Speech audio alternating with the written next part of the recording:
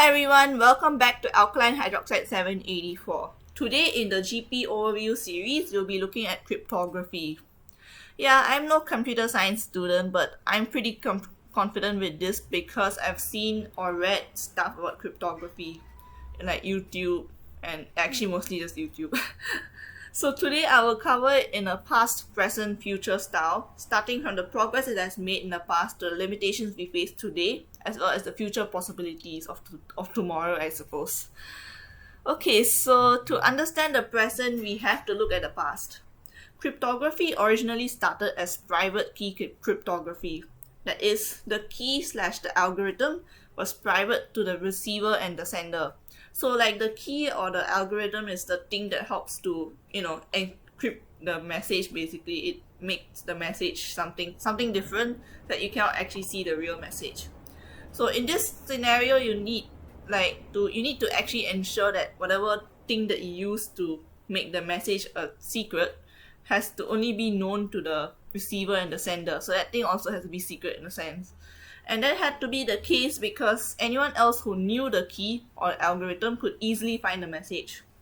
Take the Caesar crypt for example. Basically, it's the thing where you just move the letter a certain number of positions up or down the alphabet to get the word. And back in the day, it would probably take some time to do all of the 26 permutations. But here in today's context, we can easily do this. It's like a piece of cake. Just type a simple algorithm and use my knowledge of the English language to figure out which word it is in reality. So you can see it right here in action. Right, so now let's look at a good time in history. Good, really? Okay, never mind. During World War One, where the Germans had the Enigma code, which kind of was done with this machine here, which was frankly difficult for army generals to crack. It was quite clever actually, like the way that they used the Enigma machine, and it had to take in order to actually decode it, we needed someone like Alan Turing to come up with a way to decode it, which is great. He's a great person, but yeah, you can read all about it in the links below. So even the Enigma could be broken. So how do we do it today? How do we make sure that people don't just easily break the code? Well, in 1976, public key cryptography was proposed. Oh my, this is seriously a mess for my pronunciation. Basically, you have a system where you can even expose the algorithm slash the key, but you still won't find the answer that easily. And it's quite tedious to get the answer. Like you can actually try to get the answer, but it's super tedious. Well, how tedious, you ask? Well, NP tedious. That is, it can be solved in polynomial time. So what do I mean by polynomial time? I guess you can read it there for yourself. So it just means that a computer program would also be quite clustered by this whole, like the problem itself. It will take a very long time for even a computer program to solve it. So you can read more about that in the Stanford link. Okay, so today we have three main forms of cryptography. But before that, let's look at the functions cryptography has to serve. So I saw this really good source that was super comprehensive. So if you want to know more about cryptography, just go and read it for yourself. But I'll cover like two things that I saw there which I want to cover. So first thing would be the functions of cryptography, which are five like primary functions of cryptography. So first one is privacy, because isn't that the point? You're basically encrypting the message so that people cannot see what you're trying to send. And only the person who has to receive your message can actually see what you wanted to tell that person. No one else can see it. That's the point of cryptography. So the second function is authentication, yeah. So what this means is, let's say you're trying to send a message to someone, and someone else is also trying to send a message to that person, instead intercepting your message, or they're trying to corrupt your message in a way. So by using cryptography, you can authenticate the fact that you're the one who's sending the message and it hasn't been corrupted by anyone. So that's the idea of authentication as well as integrity. So the third one is about the corruption part. So if You don't want anyone to alter your message or corrupt it in any way. And the fourth one is non-repudiation. What does that mean? It's a different meaning from authentication. Authentication is to prove that you're the one who sent it. Non-repudiation is to prove that you actually wanted to send a message to begin with. It's not just some random ghost message came from nowhere kind of scenario in a sense. So it's to prove that you actually did send a message.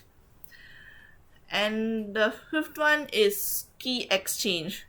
So this is these are like the keys where you exchange between the two of them, and even the key sometimes needs to be kept secret, I suppose. So it is cryptography can be helpful for you to share your key in a way. Yeah, so those are the 5 primary functions of cryptography. Okay, so now that we are up to speed, let's look at the 3 main forms of cryptography that we have today. So 2 of them we have actually heard about them already in this episode. So the first one is secret key cryptography, and the second one is public key cryptography, and the third one is hash functions. So let's look at these in greater detail and the usage in today's world. So first up, secret key cryptography. Oh my gosh, this is like a tongue twister already. Okay, so this is actually the private key thing I was talking about just now. It's just a different word, so it's the private one. And you might be wondering, are they even using that today? I thought it's actually very easy to break it. But they do use it today actually, and it's used in cases where a lot of people actually aren't going to be exposed to information anyway. Like it's already very hard to get to that information. So like for example, like very secretive government programs and stuff, they actually use private key cryptography. But the thing is, instead of using a Caesar crypt, they probably use some really, really sophisticated algorithm, which is probably quite hard to figure out anyway. Even if you like, it's quite hard to find out what the algorithm is to begin with. So that's the point of using. That's why they can still afford to use secret key cryptography. So the second one was the thing that we literally found out right now. Like we figured it out. I mean, we heard about it right now, so I think you know what it is. It's the public key cryptography. And now if you might be wondering, how do you do that? Like, what do you mean by a public key? Like, how do you make one? So the best way to make one is to find a function that is easy to calculate one way, but it's very hard to calculate another way. So it's like, it's kind of like scrambling an egg. It's very easy to do it, but it's very hard to reverse. I mean, it's not impossible, but very hard. And at most, you can just use like the, what's that thing called? There's a name for that machine that spins all the stuff around, and okay, I'll write that down. Okay, and like basically separates it back into its components. Yeah, so you can actually do that. So the idea is to get a problem that is an NP problem, which is very hard to solve. And that's why one of the popular ways today is to use really, really large prime numbers multiplied together to get the key. And the reason why is because you can think of it in this way, like it's easy to get the prime factors of a small prime number, or a small number in the sense, but if you're using really big prime numbers, you would really have to like go all the way to that huge number to find out that that's actually a prime factor that large. So that is why they're using huge prime numbers to do this. But it's very easy to multiply the 2 prime numbers together. It's just very hard to find out that those 2 prime numbers are actually the factors of the even larger number. So how they usually get these large prime numbers is using Mersenne primes, which, yeah, a nice name indeed. But what they actually mean is something that is 2 to the power of n, then you have a plus or minus 1. So yeah, so that's the first thing that you do. And the second thing is you have to check whether it's a prime number. And for that, you have to actually divide it by a lot of prime factors to check if it is a prime number or not. And this is quite tedious for a large n. But I can show you one example or a few examples for small n. You can see what I mean by checking if it's prime. And you can look at the article by ABC about the RSA, which is one area where they use public key, this very specific kind of public key cryptography, aka prime numbers, for more information. So where do they use this in general? They use public key in emails and other places where you send information from one location to another via the internet. And also use it in cryptocurrency, because cryptocurrency actually involves sending from one place to another. It's like a transaction of sorts, but you need to know the information. Both sides need to know the information, so you have to send it from one place to another. And this is different from the third option, which is hash functions. So what is a hash function? Well, you have a function that will transform the input into a thing that we call a hash. So the function is called a hash function. So this hash is kind of like a tag, it's like an ID tag of sorts. And the purpose here is not to retrieve the info, but rather to give it an ID, basically, like a fingerprint or a signal of its presence, while hiding the actual information. So this is used actually in contact tracing. This is how they do contact tracing. They basically make hash of each time that you make a contact with another person. And yes, trace together works that way. And that's how they hide all your personal details, but they ensure that your phone is the only thing that's really being tracked, not really your personal details or anything else. It's also used in stuff like passwords, transactions, and more. So yeah, like there's all these places where cryptography is used. But in reality, you would see that more than one type is used in a particular application. So if you're really interested in the minute details of which thing uses what, you can look at that source that I was talking about just now, the very comprehensive one. Or you can actually search up the application that you're interested in and see if they have some information on how they do their cryptography. Right, so now that we've talked about what is there today, let's look at the challenges or the limitations of cryptography. This would come in three forms. So the first, this is my categorization, but you can categorize it in a different way. So first place where I think there is a challenge of sorts is the system management. So what I mean is, either you have a weak system because they have the people who set up the system hasn't learned from the mistakes of previous systems. Like maybe one system was hacked, but when another person is setting up a similar system, they didn't realize that, there's this problem that led to a hacking, and then they forgot to actually improve their system. Or there could be a subtle weakness that no one noticed yet, like it's a new system and they don't know that there's this very random loophole that they haven't figured out yet. Or it could even be because they didn't even bother to test the system to see if there's a loophole. So there are those places where you can actually enter and break through that loophole. And who does that? Well, hackers. Hackers can exploit these subtle weaknesses to get into the system.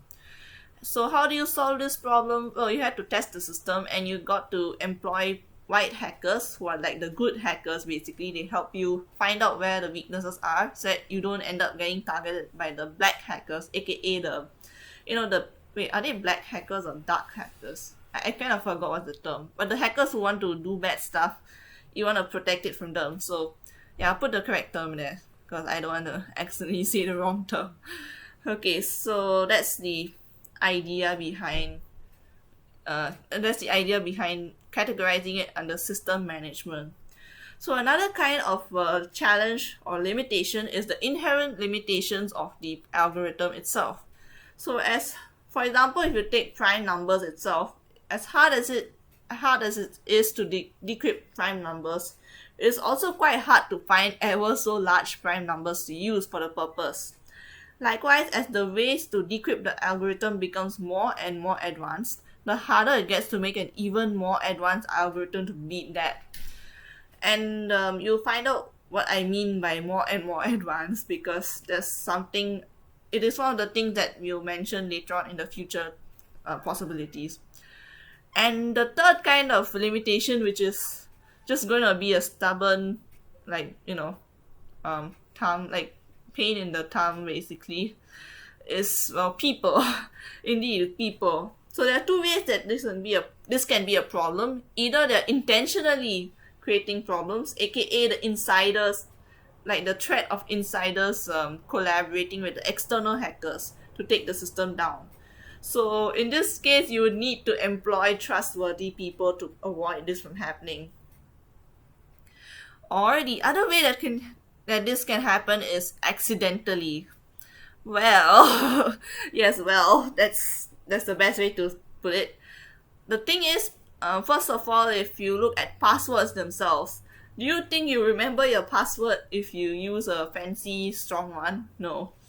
And even if you did use a strong one, you probably have to write it down somewhere, which is, an easy way for someone else to see your password if, let's say, you're not very careful with where you keep your passwords. That's the first place. Like, that is one simple way to actually show that people can accidentally leak information. And for this, the best way to go about solving it is to use something like two-step verification, or maybe like ditching passwords entirely and just using your face or your fingerprint or something like that. And the other way that people can accidentally give out the information is, maybe through social media, or even if someone does social hacking, they can get your information by just asking a few questions, and then you just unknowingly say stuff, and then you realize that you've exposed way too much information. They can use the information to access your account or do other things. So there's also social hacking, which is pretty crazy in itself. Okay. So as you can see, there are definitely limitations. Even in today's really strong cryptography methods, there are quite a few limitations that we have to contend with, and we have to keep fighting against to make sure that whatever cryptography that we do doesn't end up, just leading to many more hacks. Right, so now let's look at the potential, things that will impact future cryptography. So I'm going to talk about two different things. The first one is quantum. Yes, this is the thing I was referring to just now, quantum computing. Of course, at the moment, quantum computing kind of looks like something that, it's just very troublesome to actually set up. But if people manage to get it to work, it will really make computing so much faster. Because, the difference between a normal computer which uses binary code and a quantum computer which uses like a 4-bit system, basically, because it can have two particles which will represent the binary code, but each of those two particles can be in two states at the same time. So it is a 4-bit system instead of a 2-bit system. And that means that, the computing can be so much faster. And if that happens, it might actually be possible to solve some of the NP problems in a reasonable amount of time, unlike today's computers. And that would prove a big problem for those people who are, basically trusting the really huge Mersenne primes to make sure that the cryptography works. And yeah, it's just going to make things even harder. But at the same time, quantum computing can actually help you find bigger Mersenne primes. So it is both like a boon and a bane at the same time. And we need to be quite careful with how we use it if we manage to get it to work. So that's one way future cryptography can be affected. Another way is through DNA. DNA is actually a very secure molecule because it is the thing that codes for all of the humans in the world. And it doesn't really break down that easily actually. And if you think about it, today's storage systems do have like a limited lifespan. Even though it's a decently long lifespan, it still has a limitation. And if you wanted to, the limitation is both in terms of the lifespan as well as the amount of stuff you can store. And DNA can solve both of those problems because first of all, DNA is really tiny, so you can store a lot of stuff in a very small amount of space. And second of all, it's quite stable actually because there was one experiment where they took DNA from bunny and then they used that information to print a 3D bunny. But before they did that, they actually replicated the DNA. They even stored it in some place for a very long time, and it was still going good. Like it was still working, which is great. We definitely would like to have such a storage system. And yeah, it's actually possible to do that. Although I'm not sure how viable in terms of production value, but you can definitely do it. and it could be used in cryptography as well. So you can look at the articles to learn more about these two methods of future cryptography. Okay, so we would like to conclude today's episode. The conclusion is that cryptography has been quite an integral part of our systems.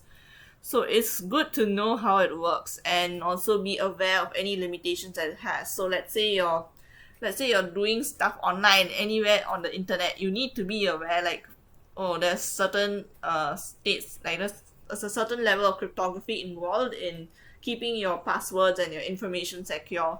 And at the same time, you have to be careful not to give too much information on your social media or like accidentally leak your that very essential information online. So yeah, be aware of the limitations of cryptography and just be careful online. And hopefully future advancements like the stuff that I mentioned just now will bring us more benefits than problems. Oh well. Okay, so thanks for watching this video. If you found this video useful, please press the like button and subscribe. And with that, I would like to say thank you and bye.